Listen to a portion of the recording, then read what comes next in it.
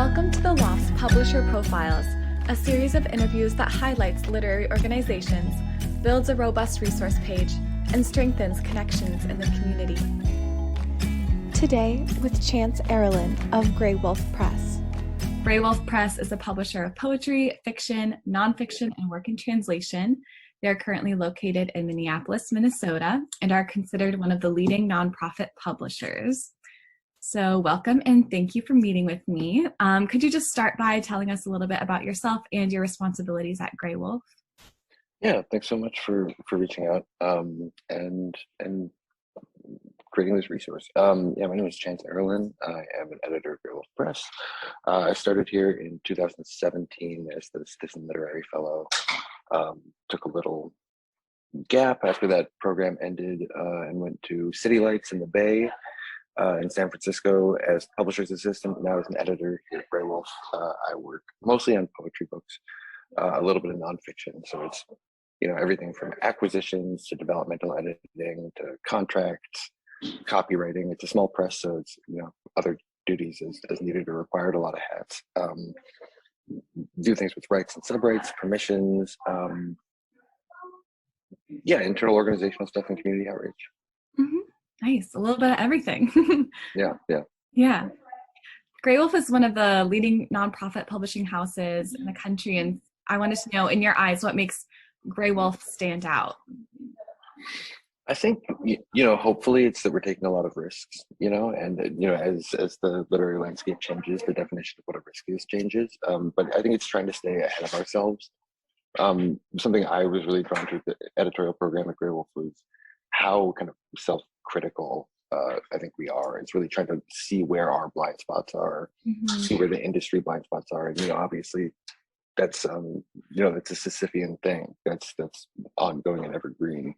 But if there's anything, that can justify any of the accolades we've gotten, I hope it's that. I hope it's that kind of forward-thinking attitude. Mm-hmm.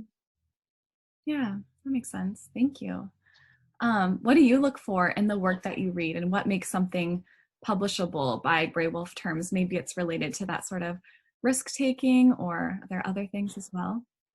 Yeah, that's a really good question. I think that by Graywolf standards or any standards, the harsh reality and also, the encouraging reality is that I think the vast majority of manuscripts that we see are publishable and are, in many respects, good, successful, accomplished, marketable books. For us having such a small list, we receive, in terms of poetry alone, we receive something like, in the thousands of unsolicited submissions, and we publish 9 or 10 of them a year. So the math of it is just kind of daunting there. And whether or not something is publishable kind of has very little to do with whether or not it's actually published by us.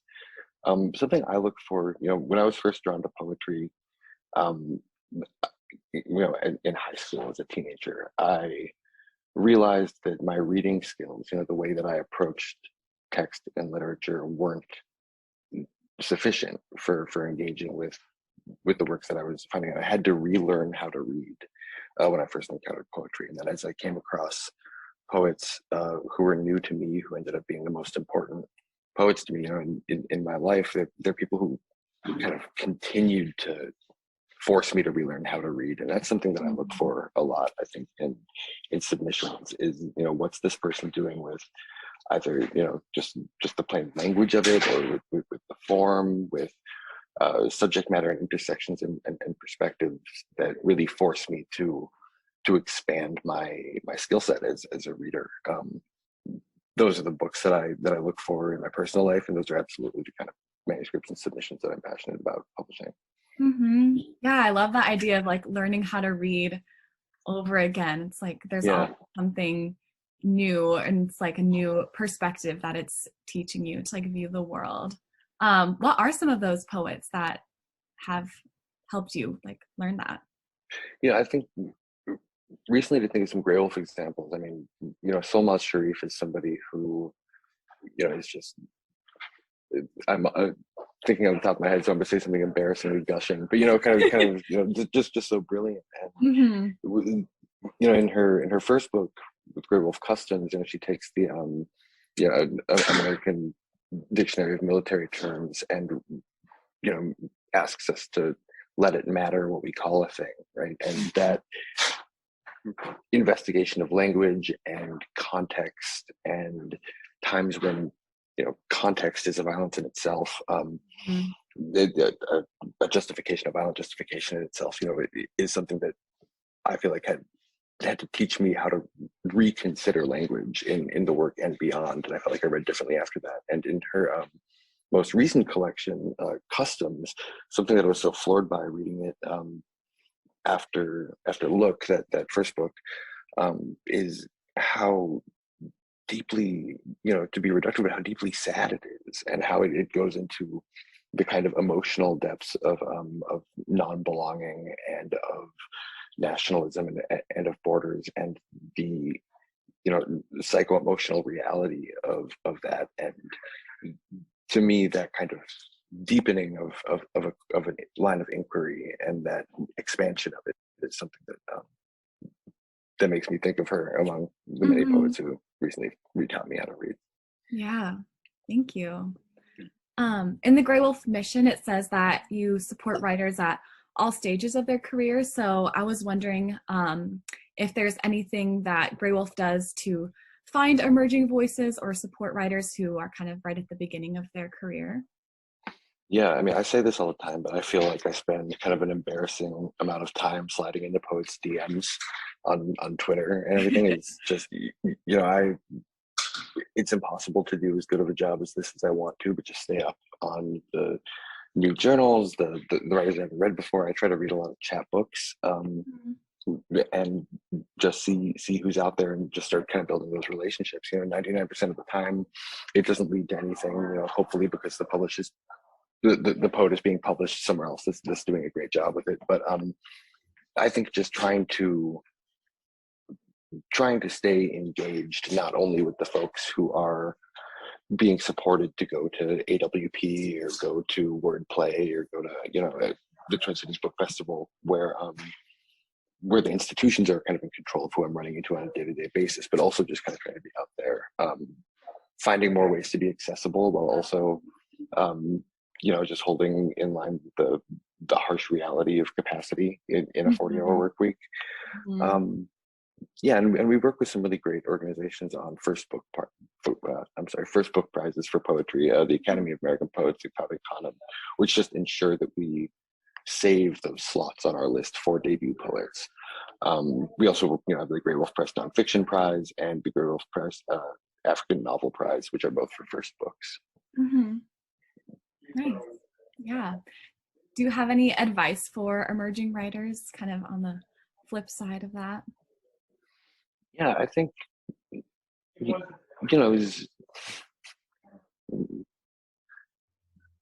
of it is don't take too much advice. I think a lot of people say, well, I read in this one article that you're never supposed to do this with an editor, right? Or I read in this one article that you really need to do this if you want to get published. And it's like, yeah, a lot of these things are useful, but I think it's really important to remember that this is a really, even though it doesn't feel like it often, it's a really human industry, right? It's trying to connect with individuals on the other side of an inbox or on the other side of a journal page, and just knowing that 99% of the time, your work getting turned down or your work not getting picked up, doesn't really have anything to do with you. It doesn't really have anything to do with your work. It's about the capacity or the focus or the limitations of the specific reader who's receiving it. So I think, approaching it in a human way and taking risks and leaning into what you love, I think is important. Yeah, thank you. Minnesota has one of the most robust publishing scenes outside of New York City. Why do you think publishing thrives so much here, kind of like on a broader scale? I think we have a really great artistic culture here. I think we also have something like, or this was true however many years ago, like in terms of theater per capita, we were only like second to New York or something like that. The music scene has always been huge. And I think it's somebody I know who works at a bigger arts organization saying, Minnesota's great, Minneapolis is great because people will come here to try things out. Because if it's successful, the sky's the limit. And if it's a flop, the New York Times isn't going to be there writing a bad review of it. So I love that. I also think there's a great nonprofit culture here. Graywolf, Milkweed, Coffee House, among a few nonprofit publishers here, just have gotten a lot of great support and a lot of engagement. It's one of the few, and increasingly less so, depressingly, but affordable, livable metropolitan areas in the country. And just there's a ton of great minds, both students and professors at McAllister, at the Loft, at Graywolf Coffee House and Milkweed, and the others. I can't name them all, but yeah, it's a big question. I love Minneapolis. I'm from here, so I want to say it's something in the water, but I bet it's something in the money. Yeah. I know. I'm like about to graduate, and I'm having a hard time thinking about leaving this place because there are just so many opportunities, and yeah, it's a great place to be.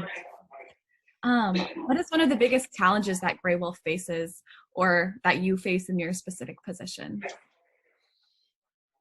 Really good question. I mean, in the past 2 years, it's felt like everything, right? Just in terms of how, just constantly, pivot has been the word of the 2020s so far. Constantly trying to pivot like that. As somebody who's a little bit newer to Graywolf, I think one of the challenges and opportunities that we face editorially is, that when we were publishing people like Leslie Jameson and Eula Biss, right, these essay collections, they were things that were being ignored by the broader market, right? They were things that were kind of deemed unsellable. So a place with a small budget as Graywolf, to be totally crass about it, right, could afford to publish these books and could also provide them with, I think, a unique kind of attention. I still think that the editorial team here provides, a singular and robust and incredible support to writers, but the interest in writers like specifically Leslie Jameson and Eula Biss from the big houses has greatly increased.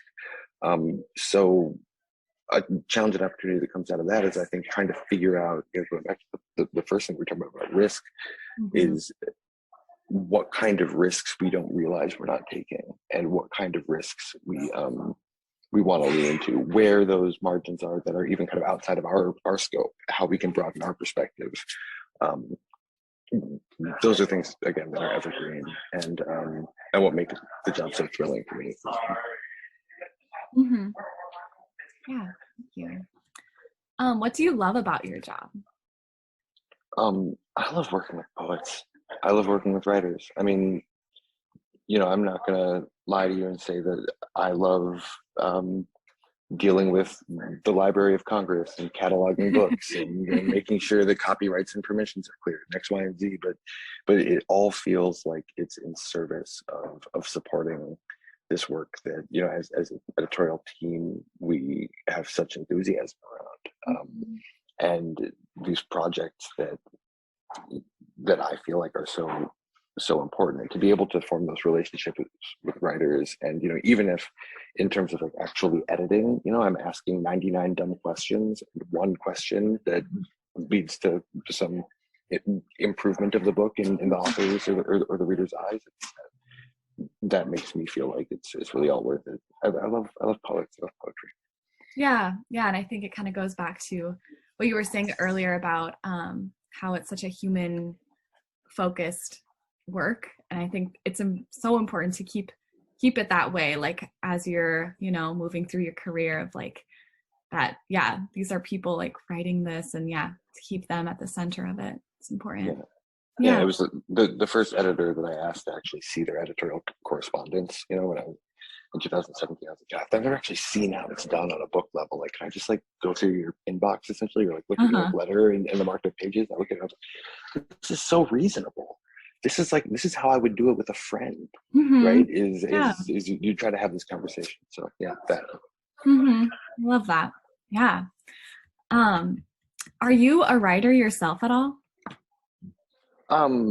It's a secret Okay. Yeah, a little bit. I came up writing in spoken word circles here in the Twin Cities and the creative arts school, and I still write a little bit. I'm not, actively trying to get published or anything like that. Yeah. Yeah. So it's like a reflex.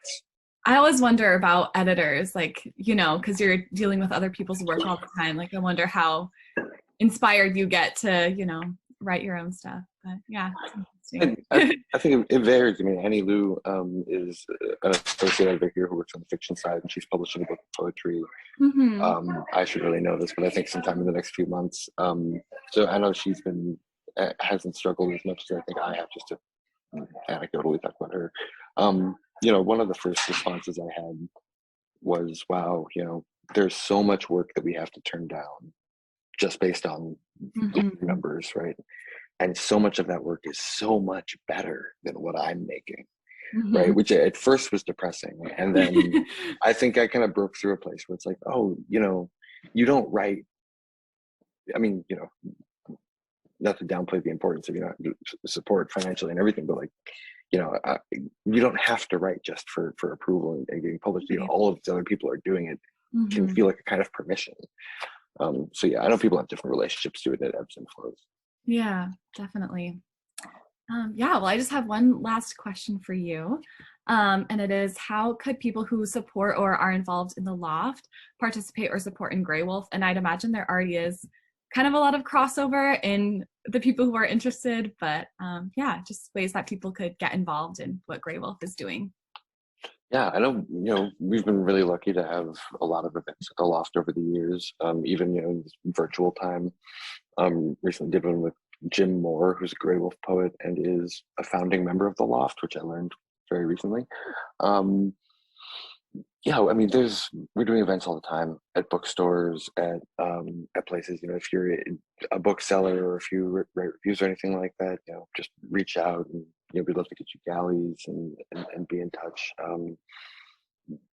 We try to have a pretty big presence as much as possible, or at least we'll see what it looks like on the other side of this remote thing we're doing. But at Twin Cities Book Festival and wordplay and everything like that. So we try to be around, and we're trying to be around more. But yeah, read the books, come to the events, introduce yourself. For sure. All right. Well, thank you so much. That's all my questions. So yeah, thank you.